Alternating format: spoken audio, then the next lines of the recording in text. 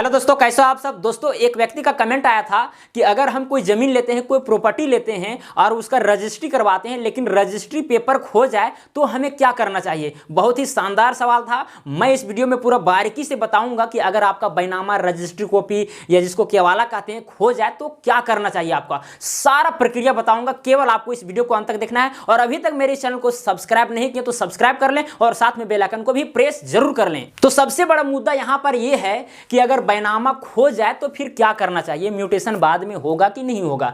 देखिए, ये बैनामा का कॉपी है, यानी रजिस्ट्री का कॉपी है। जब आप जमीन खरीदते हैं तो रजिस्ट्री करवाते हैं तो इस प्रकार का आपके पास कॉपी मिलता है। 4-5 पेज का रहता है। इसमें लेखकारी, लेखधारी, जमीन का पूरा बायोडाटा इसमें लिखा रहता है, कितना में खरीद रहे हैं, गवाह वगैरह का सारा चीज इसमें आपको लिखा मिलेगा। किसमें? बैनामा को कॉपी में, रजिस्ट्री को कॉपी में। हालांकि मैं रजिस्ट्री के ऊपर भी वीडियो बनाया है, बहुत सारा आपको डिस्क्रिप्शन में लिंक मिल जाएगा, इससे संबंधित देख लीजिएगा। तो अगर ये चीज आपका खो जाए, क्योंकि मेन डॉक्यूमेंट यही होता है आपका, जब आप किसी का जमीन खरीदते हैं, कोई प्रॉपर्टी खरीदते हैं तो मेन डॉक्यूमेंट के रूप में यही होता है, और ये खो जाए तो बहुत बड़ा दिक्कत हो जाता है। लेकिन इसके पहले हम सेल के प्रोसेस के विषय में जानते हैं कि अगर कोई जमीन बिक रहा है या कोई प्रॉपर्टी बिक रहा है तो उसका प्रोसेस क्या है, क्या क्या होता है। इसको जानेंगे तो आपको बारीकी से समझ में आएगा कि हमें क्या करना चाहिए खो जाने पर, बैनामा या फिर रजिस्ट्री। देखिए, अगर कोई जमीन खरीद रहे हैं या कोई प्रॉपर्टी खरीद रहे हैं तो सबसे पहले फिक्स रेट तय होगा, एक रेट तय होगा उसका। अब रेट तय होने के बाद में एक एग्रीमेंट तैयार किया जाता है, एग्रीमेंट टू सेल तैयार किया जाता है। इसलिए क्योंकि भाई जब फिक्स रेट तय हुआ तो आदमी पूरा अचानक एक ही बार पैसा नहीं दे देगा, तुरंत डायरेक्ट रजिस्ट्री नहीं कराता है। शायद ही कोई व्यक्ति है डायरेक्ट पैसा दे दिया और रजिस्ट्री कराने के लिए चला गया। लेकिन पहले क्या होता है, एडवांस दिया जाता है। अब एडवांस देगा तो भाई देना पड़ेगा, लिख करके एक कागज में, सादा पेपर में लिख के देना पड़ेगा कि भाई मैंने एडवांस उसको दिया है, ये जमीन को खरीद रहे हैं। सारा टर्म्स एंड कंडीशन इसमें एग्रीमेंट में लिखा होता है। ये सादा पेपर पर, साधारण पेपर पर होता है या स्टाम्प पेपर पर होता है ये एग्रीमेंट टू सेल। इसमें जमीन का बायोडाटा, बेचने वाला का, खरीदने वाला का, सारा चीज इसमें नोट होता है। अब ये चीज हो जाने के बाद में अब इसमें यह भी नोट होता है कि कब तक खरीदने वाला व्यक्ति यानी क्रेता विक्रेता को पूरा पैसा दे देगा। अब जब पैसा दे देगा तो उन लोग चले जाएंगे रजिस्ट्री कराने के लिए सब रजिस्ट्रार ऑफिस। कहां जाएंगे? सब रजिस्ट्रार ऑफिस चले जाएंगे, सब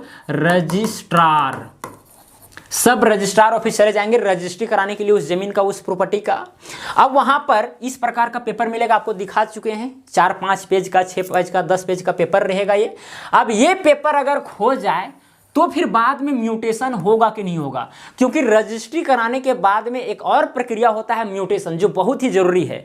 मालिकाना हक आप पूर्णतः तभी प्राप्त कर सकते हैं जब उस जमीन का आप क्या कराते हैं, म्यूटेशन कराते हैं। लेकिन भाई रजिस्ट्री करवाए थे, वो पेपर गुम हो गया, या तो फिर आप किसी व्यक्ति को रखने के लिए दिए थे, वो भुला दिया, या तो फिर वो देने के लिए तैयार नहीं है। तब आपको क्या करना है अगर रजिस्ट्री पेपर खो जाता है तो? सबसे पहले आपको करवाना है FIR, यानी फर्स्ट इंफॉर्मेशन रिपोर्ट लिखवाना है नजदीकी पुलिस स्टेशन में जाकर के। और कम से कम 2 न्यूज़पेपर में आपको विज्ञापन भी करवाना है। क्या कराना है? विज्ञापन भी करवाना है कि आपका बैनामा खो गया है, अगर कोई पाया होगा तो लौटा दे। या फिर ये भी लिखा सकते हैं आप कि अगर ये जमीन को कोई खरीदता है, कोई बेचता है तो उस पर कार्रवाई की जाएगी, उसको ना खरीदें। आदि बातें आप विज्ञापन में लिखवा सकते हैं।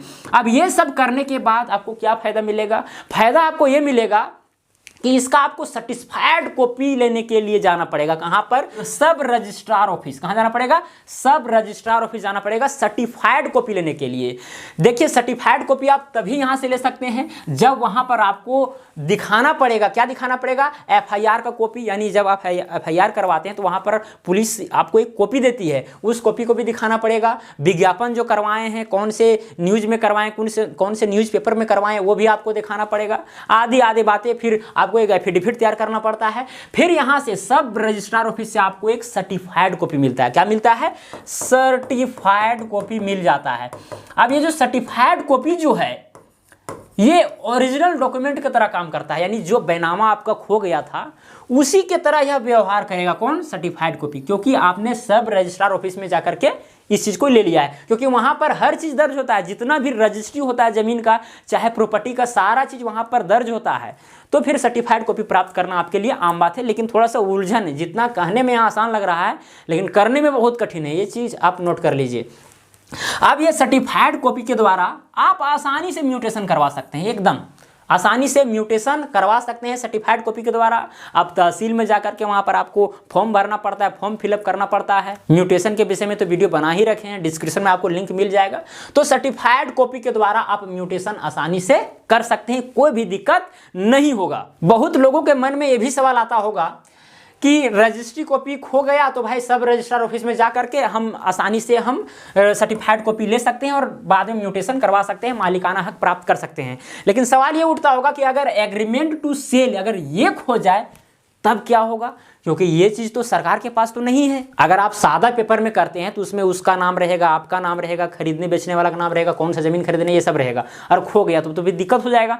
देखिए, जो खरीदने वाला जो व्यक्ति है अगर उससे ये चीज़ खो जाता है तो आप बेचने वाला को ना बताएं। अगर बेचने वाला को बताते हैं तो फिर आप दिक्कत में फंस सकते हैं।